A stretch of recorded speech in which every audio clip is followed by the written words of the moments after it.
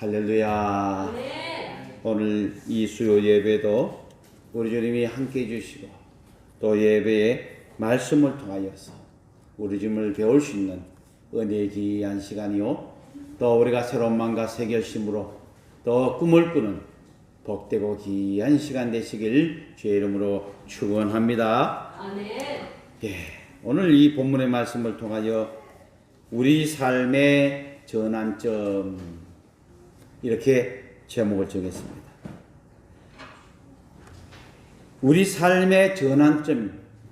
그래서 우리가 매일매일 살아가면서 뭔가 새로운 전환점이 되어서 더 주님 앞에 영광 돌리고 더 축복받고 또 믿음의 순교를 통하여서 교회로 주님을 믿을 수 있는 그런 일이 우리를 통하여 이루어진다면 이것이 그 어느 것보다도 하나님께 영광이 될 줄 믿으시길 바랍니다. 아멘. 그래서 우리는 목표는 저 천국을 바라보면서 주의 나라 확장을 위해서는 우리를 주님께서 세우시고 오늘도 우리에게 복을 다해 주시고 은혜자로 인도하고 있다는 이 사실을 우리는 믿어야 될 것입니다. 할렐루야.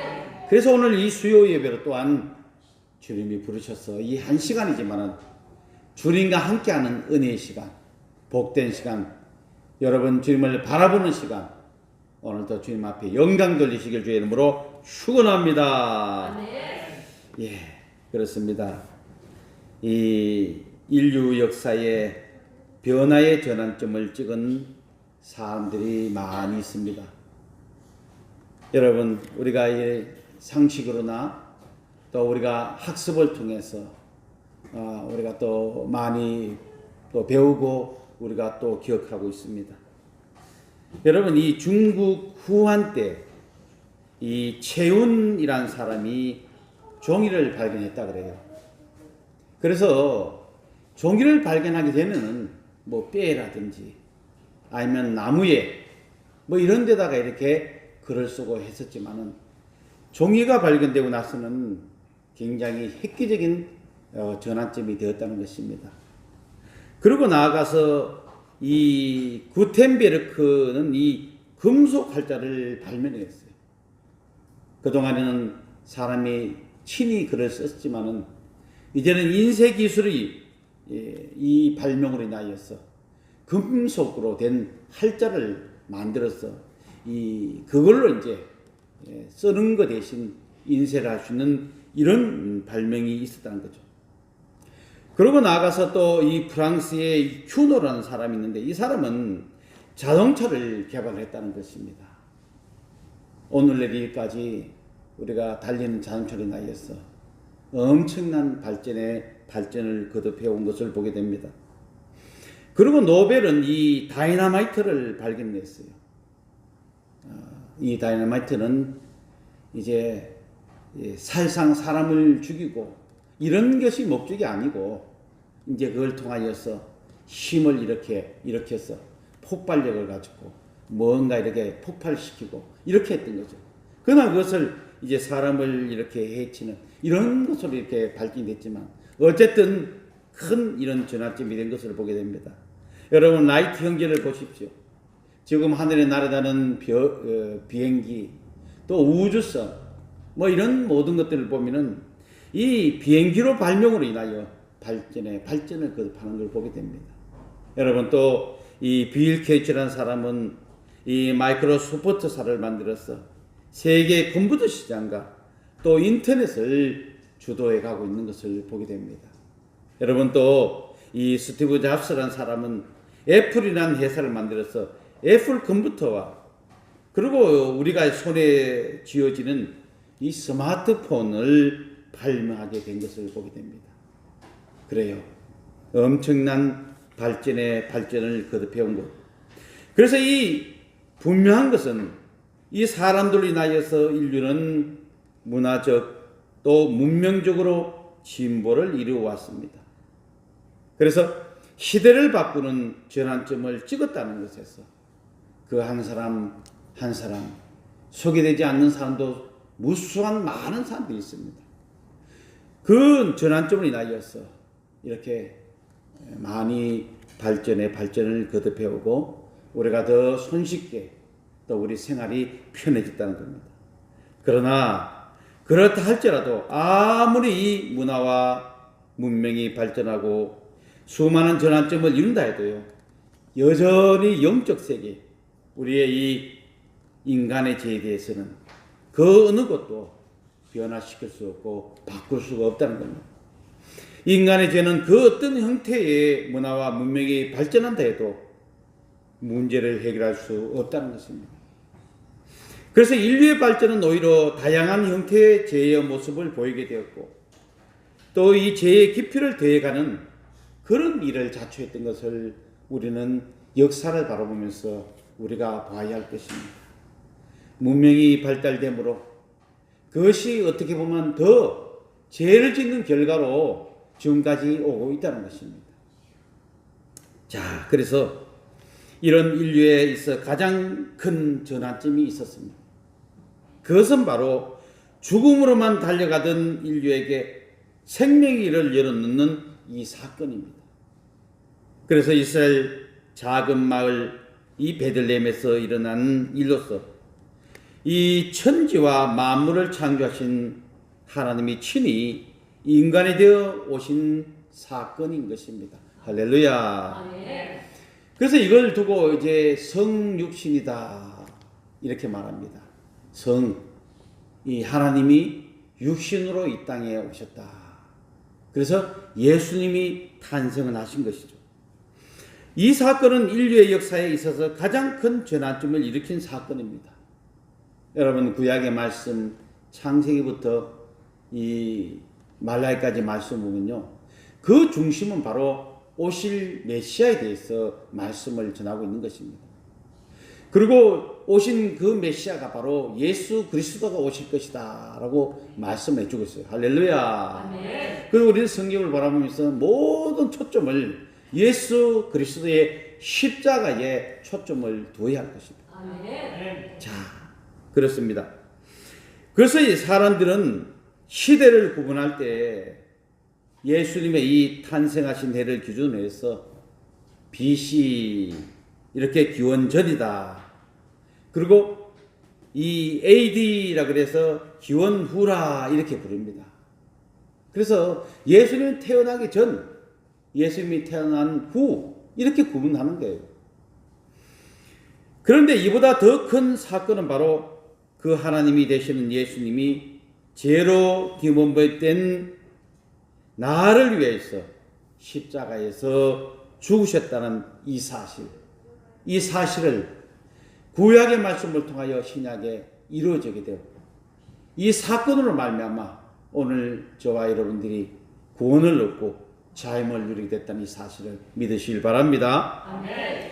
그래서 하나님이 만드신 이 피조물인 인간의 죄에 대해서 대신 속죄하시기 위해서 친히 이 세상에 오시고 친히 십자가에 죽으신 사건은 인류의 그 어떤 변화의 전환점들과도 비교될 수 없는 유일한 전환점이라 이렇게 말할 수가 있어요. 할렐루야. 아멘. 그래서 오늘 저와 여러분들이 이 예배로 우리가 이렇게 우리 성령님이 이끌어 주시고 또 오늘 또 주님을 사모하는 마음이 있었기에 이 자리로 불러주신 것을 우리가 감사함으로 또 주님 앞에 나아가게 되는 것입니다. 아멘. 이런 인류를 위해서 전환점을 완성한 그때가 바로 예수님이 십자가에서 죽으시고 이 사흘 만에 부활하신 부활절, 이 부활 사건의 이 부활절입니다. 그래서 기독교는 그 부활을 기념하여 매 주일마다 이 하나님 앞에 감사로 또 기억을 하기 위해서 또 늘 은혜에 감사하여서 예배를 통하여서 주님이 오시는 그날까지 우리는 예배로 주님 앞에 영광 돌리는 그런 믿음의 성도들이 되시길 주의 이름으로 축원합니다. 아멘. 자, 그러나 이런 인류의 전환점에 동승하기 위해서는요, 반드시 행해야 할 것이 있는데요. 그것이 바로 그 인류의 전환점인 오직 예수님을 우리는 만나야 합니다. 아멘. 그래서 오늘 본문에 사울이라는 사람이 나오는데 이 사울이라는 사람을 우리는 주목해서 우리가 그의 이 삶을 조명해 가야 할 것입니다. 사울은 이 사도행전 6장 8절에서 등장하는 이 스데반 집사님의 이 복음을 전파하는 그 장소에도 있었습니다. 사울은 이 스데반 집사님을 유대인들이 참난죄라 이렇게 명목으로 돌로 쳐서 죽일 때 그 정인으로서 돌을 들어 스데반 집사님을 치는 자들의 옷을 간수하는 역할을 한 사람이, 그 사람이 바로 오늘 이 성경을 통하여서 소개되는 이 사울이라는 사람입니다. 그런 사울이 어떤 일을 했는지 성경은 이렇게 기록을 합니다. 사도행전 8장 1절 이하의 말씀 보니까요, 사울이 그의 죽임 당함을 마땅히 여기더라. 그날에 예루살렘에 있는 교회에 큰 핍박이 나서 사도 외에는 다 유대와 사마리아 모든 땅으로 흩어지니라. 경건한 사람들이 스데반을 장사하고 위하여 크게 울더라. 사울이 교회를 참멸할 새 각 집에 들어가 남녀를 끌어다가 옥에 넘기니라. 이렇게 말씀이 기록되어 있어요. 예수님을 믿는 많은 사람들이 이제 핍박이 가해오게 되는 것입니다. 그래서 사울은 예수 믿는 사람은 이건 뭐 요사이로 말하면 이단. 말도 안 되는 소리를 하고 있고 그 추종하는 이 사람들은 마땅히 죽임을 당할 사람들이다. 이렇게 봤던 것입니다. 그래서 오늘 이 본문 9장 1절 2절 말씀을 보니까 이렇게 말씀을 하고 있어요. 사울이 주의 제자들에 대하여 여전히 위협과 살기가 등등하여 대제사장에 가서 다메섹 여러 해당에 가져갈 공문을 청하니 이는 만일 그 도를 따르는 사람을 만나면 남녀를 막론하고 결박하여 예루살렘으로 잡아오려 함이라. 이렇게 말씀하고 있어요. 예루살렘에서 다메섹은요 상당히 거리가 멉니다. 예루살렘 이 지도를 이렇게 중동 지대를 보면은 갈릴호수를 지나서 또 홀몬산이 있어요. 그 홀몬산을 지나가서 한참 올라가면은 지금의 시리아 땅인 이 다메섹이라고 나와요. 지금은 지도에 다마커스라 이렇게 돼 있는데 다메섹이라고 나오는데 그곳까지 가서 예수 믿는 사람이 있다면은 잡아갖고 그래서 결박해서 이 예루살렘으로 끌고 오겠다는 이 결심을 하고 이 사울이 이 다메섹으로 가게 된 것을 보게 됩니다. 사실 사울은 율법에 흠이 없을 정도로 완벽한 유대인이었습니다.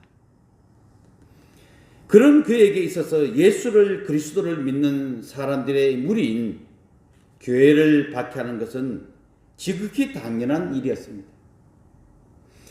그도 그럴 것이 구약의 이 율법에 의하면은 나무에 달려 죽은 자는 하나님께 저주를 받은 자이기 때문이라 이렇게 말씀하고 있어요. 그래서 우리는 이 구약의 신명기 21장 23절의 말씀 보면은 나무에 달린 자는 하나님께 저주를 받았음이니라 이렇게 말씀하고 있어요. 이 사울의 눈에는 이 나무 십자가에 달려 죽은 이 예수라는 사람을 볼 때에 그는 이 하나님께 저주를 받은 자다. 그 이상도 그 이하도 아니었던 것입니다. 이 구약 말씀에 전통한 이 사울이 봤을 때, 이 구약 성경을 다 깨고 있는 이 사울이 봤을 때는 저주 받을 예수일 뿐이란 것입니다. 그가 나무의 십자가에서 달려 죽었잖아요. 그래서 예수는 그저 이 저주를 받은 자이기 때문에 그를 믿고 따라다니는 추종하는 사람들은 이 옥에 가두고 마땅히 그들은 이 저주를 받을 사람이라 이렇게 생각했던 것입니다. 그래서 이 바울은 그런 예수를 그리스도를 믿는 자들을 찾기 위해서 이 박해를 피해 도망을 간 그리스도인들을 다메섹까지 쫓아가는 것은 어떻게 보면은요, 이 하나님을 위한 일이고 유대인들을 위한 일이고 당연한 일이고, 그래서 그 먼 곳까지 다메섹까지 이 예수를 믿는다는 이 사람들을 그곳에 많이 있다 하기에 그곳까지 잡으러 갔던 것입니다. 그래서 그들을 잡아오는 것, 이건 당연히 이 살아계신 하나님께 영광을 돌리는 일이라 이렇게 생각했습니다. 그래야여서 사울이 예수님을 믿는 성도들을 잡으려고 멀리 떨어져 있는 다메섹으로까지 가게 됐는데, 이제 이 다메섹에 가까이 갔을 때 빛으로 오신 예수님을 만나게 된 것입니다. 아멘. 자, 그 사건이 오늘 본문에 이렇게 나와 있어요. 3장 5절을 보니까 3절에서 5절을 보니까요. 사울의 길을 가다가 다메섹에 가까이 이르더니 홀연히 하늘로부터 빛이 그를 둘러 비추는지라. 땅에 엎드러져 들음에 소리가 있어 이르시되 사울아 사울아 내가 어찌하여 나를 박해하느냐 하시거늘 대답하되 주여 누구시니까 이르시되 나는 내가 박해하는 예수라. 할렐루야. 아멘. 이 다메섹에 이르렀을 때 번쩍 빛이 비칠 때 그 빛이 나여서 그만 사울은 땅에 꼬부라지는 겁니다. 그래서 이 눈을 뜨지 못하는 그런 상태가 되었던 것입니다. 그럴 때 오늘 본문을 통하여서 이 땅에 엎드려 있을 때 소리가 들렸다는데 그 소리가 바로 예수님께서 이 사울을 부르는 소리였던 것입니다. 사울아 사울아 내가 어찌하여 나를 핍박하느냐 이렇게 말씀을, 이 예수님의 음성을 사울은 듣게 된 것입니다. 그때 대답했던 말씀이 주여 누구시노이까 이르시되 나는 내가 박해하는 예수라. 할렐루야. 예수님께서 분명히 나를 박해하는 이 예수라 이 음성을 사도 바울은 분명히 들었다는 겁니다. 예수님의 음성을 들었다는 겁니다. 이 사건이 사울의 인생의 가장 큰 전환점이 된 사건이었습니다. 이 사건으로 이 사울의 인생은 180도로 바뀌게 된 것입니다. 이 생각과 또 그의 사상이, 또 그의 가치관이, 또 그의 행동이, 또 그의 삶의 목적이 완전히 바뀌어 버렸습니다. 예수를 믿는 이 성도들을 잡아 옥에 가두고 박해하고 교회를 이 잔멸하던 이 모습에서 이제는 지금 예수님을 위해 고난받고 또 예수님이 어떤 분인가를 많은 사람들에게 복음을 전하며 그리고 수많은 교회를 세우고 또 신약 성경을 기록한 사람 중에서 제일 많은 성경을 기록했는데 무려 13권이나 이 성령의 감동으로 성경을 기록하게 된 것입니다. 그래서 무엇보다도 예수님을 위해서 기꺼이 순교하는 사도가 되었던 이 사도의 인생의 삶을 우리는 성경을 통하여 볼 수 있습니다. 그러한 자신의 삶을 이 사울은 이렇게 말씀을 전합니다. 고린도전서 11장 23절 이하의 말씀 보니까요. 그들이 그리스도의 일꾼이냐 정신없는 말을 하거니와 나는 더욱 그러하도다. 내가 수고를 넘치도록 하고 옥에 갇히기도 더 많이 하고 매도 수없이 맞고 여러 번 죽을 뻔하였으니 유대인들에게 40에서 하나 가말 매를 5번 맞았으며 3번 태장으로 맞고 1번 돌로 맞고 3번 파선하고 1주야를 깊은 바다에서 지냈으며 여러 번 여행하면서 강의 위험과 강도의 위험과 동족의 위험과 이방인의 위험과 시내의 위험과 강야의 위험과 바다의 위험과 거짓 형제 중에 위험을 당하고 또 수고하고 애쓰고 여러 번 자지 못하고 줄이며 목마르고 여러 번 굶고 춥고 헐벗었노라. 이 외에 이런 고사하고 아직도 날마다 내 속에 눌리는 일이 있으니 곧 모든 교회를 위하여 염려하는 것이라. 할렐루야. 바울이 이렇게 이 말씀을 굳이 자기를 자랑하기 위해서 한 것이 아닙니다. 그러나 덕을 위해서 이렇게 또 자기가 당한 이런 어려움과 고난은 바로 예수 그리스도의 흔적이었다는 것이죠. 그러면서도 이런 어려움과 고난을 당하고 마지막 말을 전하는 이 바울의 말이 더 중요한 것입니다. 이렇게 힘들고 어려운 삶을 사는 것도요, 예수 그리스도를 위하여서 당연히 그렇게 모든 몸을 다 바쳐서 할 수 있었다는 겁니다. 그러면서 전하는 말은 뭐냐면, 이외에 이런 고사하고 아직도 날마다 내 속에 눌리는 일이 있다고 했는데 그것이 곧 모든 교회를 위하여 염려하는 것이라. 이렇게 말하고 있어요. 자기 자신이 중요한 것이 아니에요. 온전히 이 교회를 위해서 늘 염려하고 또 교회 공동체를 위해서, 그리고 1차, 2차, 3차 선교여행을 다니는 세운 교회를 생각하며 그들의 성도들을 생각하면서 오직 그것이 염려가 된다라고 이렇게 말씀을 전하고 있는 것입니다. 자기 자신을 위해서 한 것이 아니라 온전히 살아계신 하나님을 위해서, 교회의 성도들을 위해서, 교회들을 위해서, 복음 전파를 위해서 그렇게 사도 바울은 살아갔다고 고백하고 있는 것을 보게 됩니다. 사울이 이렇게 고백할 수 있었던 이유가 무엇이겠습니까? 1차적으로는 이 다메섹에서 예수님을 만난 사건 때문이지만은 그 만남의 순간 때문에 사울이 이런 고백을 한 것이 아니라 다메섹 사건 이후로 사울은 날마다 삶에서 예수님을 만났다는 겁니다. 아멘. 할렐루야. 아멘.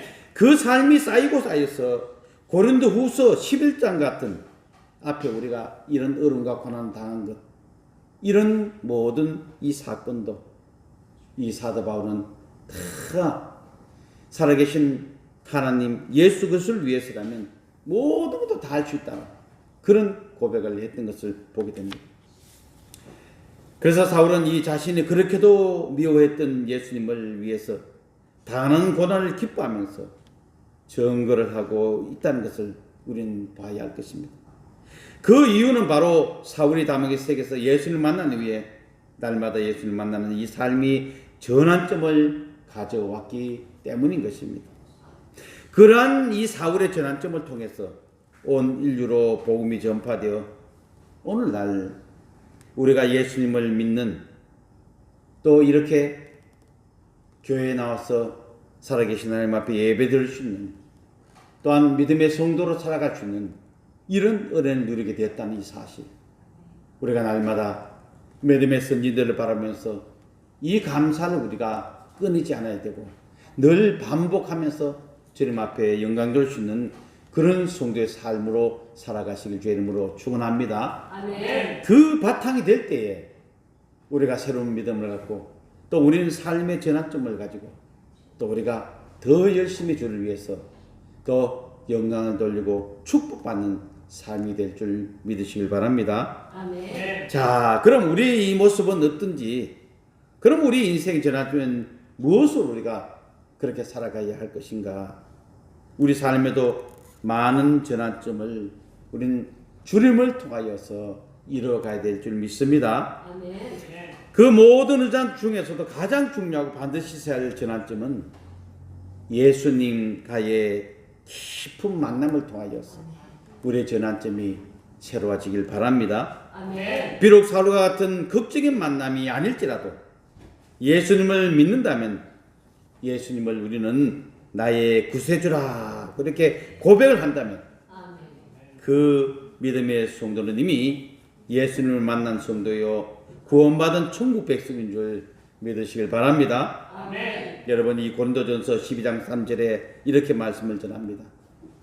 그러므로 내가 너희에게 일리노니 하나님의 영으로 말하는 자는 누구든지 예수를 저주할 자라 하지 아니하고 또 성령으로 아니하고는 누구든지 예수를 주시라 할 수 없느니라. 할렐루야. 아멘. 그렇습니다. 우리는 정말 성령으로 아니하고는 예수를 주라 이렇게 할 수가 없다는 거예요.